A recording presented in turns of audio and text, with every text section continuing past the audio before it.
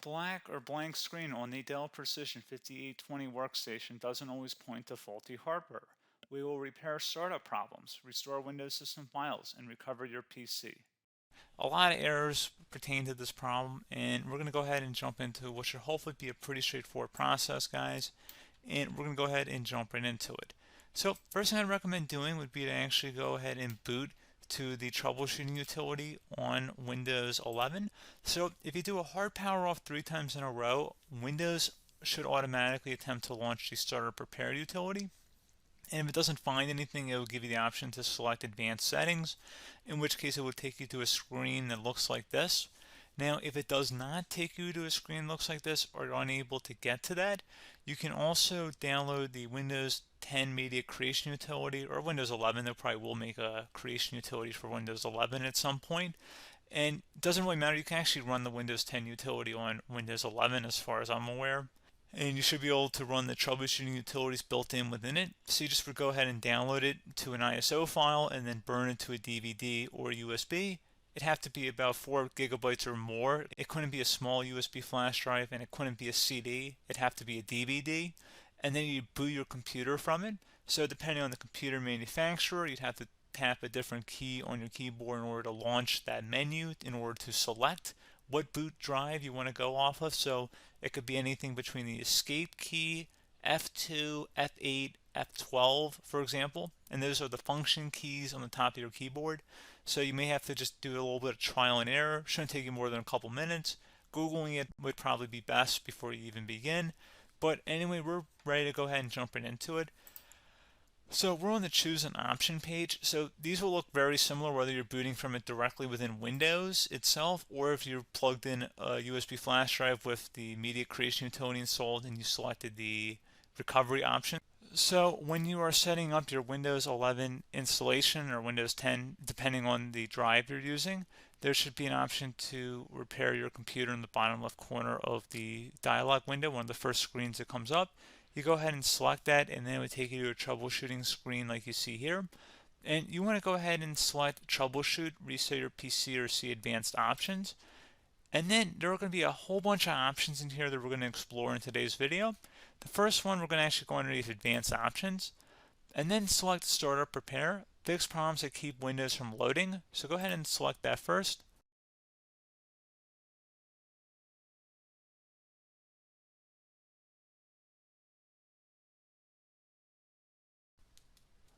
Okay, so you can see it could not repair our PC. That was our first option we could try. Something else, if we go back into advanced options here, and then select troubleshoot, we're going to go underneath advanced options again. You can go ahead and actually access safe mode by selecting startup settings. And then if you select the restart button, you have the option on the screen, select safe mode with networking, which will give you a key on the screen. It'll tell you which key to press to enter that. I believe it's the F7 key. It'll do that for you. I'm not going to go over that in today's tutorial because I don't really want to go into safe mode, but you're more than welcome to attempt that by going into here and then selecting restart. Again, it'll launch another screen. It'll say what key do you want to press, and it'll give you like 7 or 8 different options, and you want to select safe mode with networking.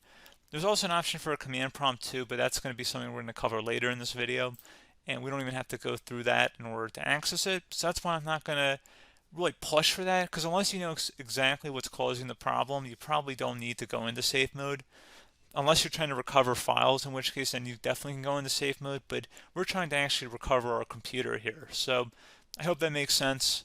Something else we can also try here as well would be to uninstall updates, remove recently installed quality or feature updates from Windows. So if you go ahead and select that, you can uninstall the latest quality updates, which generally is the more day-to-day updates. Feature updates are the less regularly released ones, like the big ones. I would equate it to service packs in like Windows 7 and Windows Vista and Windows XP. So larger updates that occur once or twice a year at most. And the quality updates are more just a regular update. So probably obviously depend, it'll take longer if you're going to try and uninstall the latest feature update versus quality update, and maybe you don't need to go back that far. So just giving you guys a couple pointers with that. Something else you can also look at here, and we're going to jump into the command prompt in a little bit, but you can select system restore, which will use a restore point recorded on your PC to restore Windows. And this is something I would highly recommend here, guys. So select next.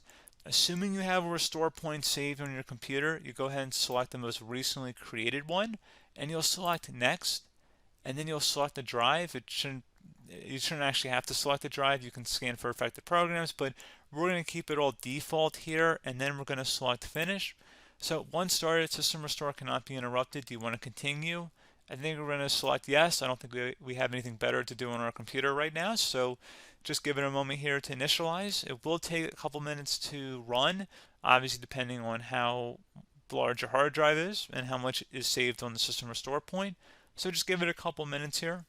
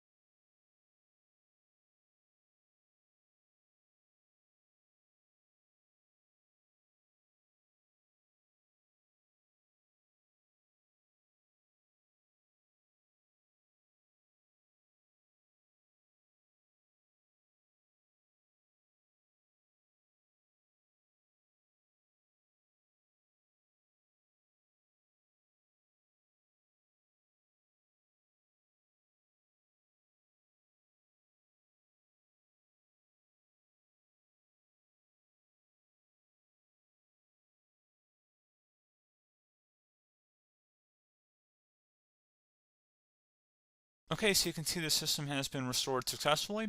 We're going to go over a couple different methods in addition to that if that did not work. So I'm just going to pause the video and we're going to start back on the recovery screen that we started with. Okay, so a couple other things we can try here too. If you go back into troubleshoot, you can select reset your PC, let you choose to keep or remove your personal files and then reinstalls Windows.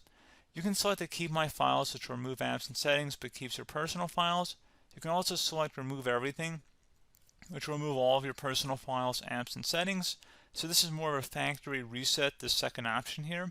First option, it should not delete all of your personal files. However, it will pretty much clear most of your programs. And keep in mind, there's no guarantee that your information, number one, is even still available and easily recoverable on your computer to the point that you actually would be able to recover anything. And the second point is that there's always a chance that it won't actually recover and it will just do a factory reset anyway. So there's no guarantee that actually would keep your files anyway. So I would recommend trying to get a recovery tool and backing that up first before selecting it anyway. But again, those are a couple different options. And then something else you can try here if you go back to the choose an option. Another option, if you go underneath choose an option and select troubleshoot, advanced options, and now select where it says command prompt. Okay, so the first thing we should do is type our main hard drive here. In most cases, it should be the C drive. So you just do a C colon and then hit enter on your keyboard. So once you're underneath the C drive, we're going to type in dir and then hit enter on your keyboard. It should have program files, users, and Windows all in there. That's how you know you're in the right directory.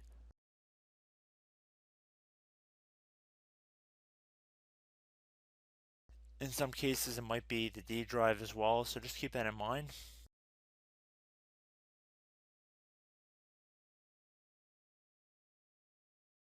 Next thing we're going to do is type in cd space / Windows / system 32 / config, and then you're going to hit enter on your keyboard.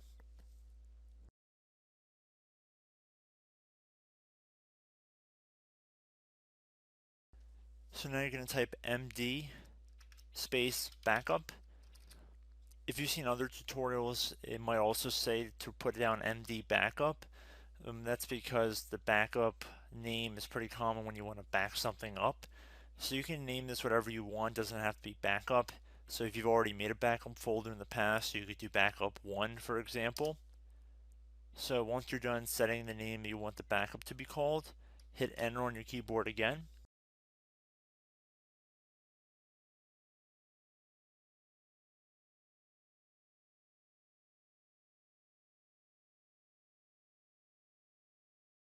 At this point you want to type copy, C-O-P-Y, space, then you want to do the star symbol above the 8 key, then do a period or a dot, whatever you want to call it, then another star sign, and then another space, and then type backup, and then hit enter on your keyboard.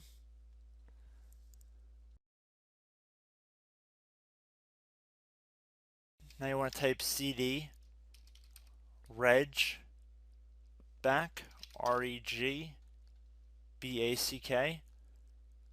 and then hit enter on your keyboard. So now that we are under the reg back, so now you want to type dir again, and then hit enter.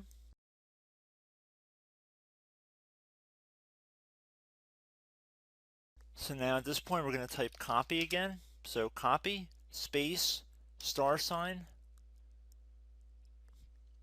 dot, another star sign, space, and then 2 dots.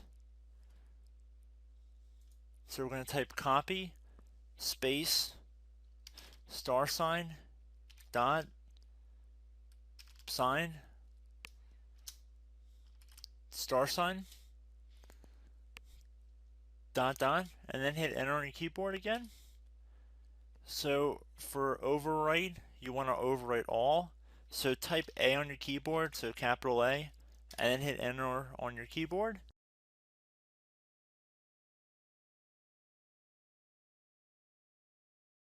So at this point you should be good to go. You can close out of the command prompt window, and if you accidentally continue to Windows 10 you should be all set. So I hope one of these 3 or 4 different methods we went through in this tutorial helped you guys out. Again, I'm not sure if you guys heard me earlier, but try to go back into your safe mode if possible and uninstall any programs you know might be conflicting with the Windows startup if you can get into safe mode. So just keep that in mind. Something very simple like that could be blocking up everything.